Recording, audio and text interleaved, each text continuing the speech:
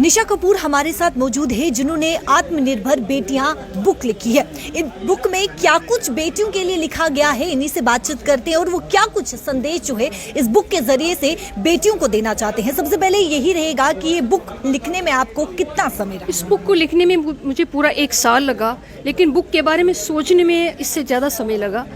मैंने अपने आप के बारे में पूरा सोचा, प्रिपेयर किया और गहराई से सोचा कि मैं इस बुक को, इस पुस्तक में कितना कुछ डाल सकती हूँ, क्या नया दे सकती हूँ कि पढ़ने वाले को लगे कि वाकई ये बुक पढ़ने योग्य है, जहाँ उन्हें कोई मार्गदर्शन मिलेगा।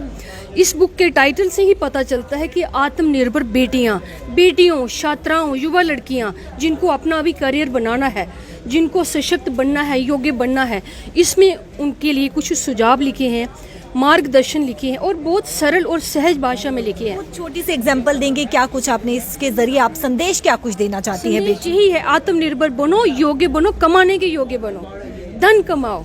आत्मनिर्भर क्या है? सेल्फ डिपेंडेंट है। धन कमाने के योग्य बनोगे तभी आप सशक्त कहलाओगे, योग्य कहलाओगे और सम्मान पाओगे। कई लोग ऐसे होते हैं जो आज भी कहते हैं लड़कियों को कमाने की क्या ज़रूरत है, चलिए पढ़ाई लिखाई कर दी तो शादी के बाद पति कमाएगा और पति के कमाने पे यानी कि वो घर संभालेगी और पति कमाएगा। कुछ लोग ऐसे भी पाए जाते हैं, हालांकि मैक्सिमम नहीं है लेकिन मिनिमम ऐसे लोग भी, उनके लिए क्या कहेंगे? सर्वप्रथम इसमें मैंने सिर्फ बेटियों को ही संदेश नहीं लिखा है, उनके माँ बाप के बारे में भी बहुत कुछ लिखा है कि उनकी अपने बच्चियों के प्रति सोच कैसे बदलनी चाहिए, उनको थोड़ा इतनी स्वतंत्र रखना चाहिए कि वो पढ़ें लिखें और अपने बारे में अच्छा सोचें। उनकी इन्वॉल्वमेंट है।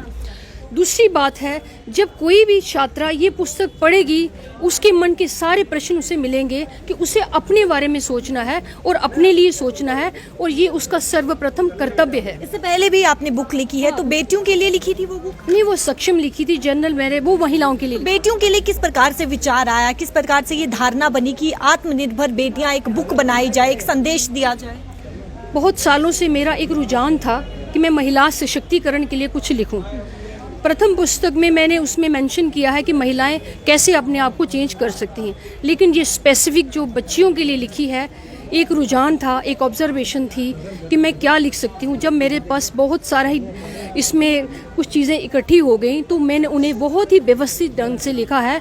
इसमें अनुशासन की बात है, समय की व्यवस्था की बात है, कुछ ऐसी चीज़ें एजुकेशन के अलावा art, talent, culture, science, technology, कानून की बात लिखी है और कुछ प्रतिष्ठित महिलाओं की उदाहरण दिया है जिन्होंने तब शुरू किया था जब समाज इतनी इजाज़त नहीं देता था कि महिलाएं, लड़कियां घर जाके पढ़ें या उच्च शिक्षा प्राप्त करें।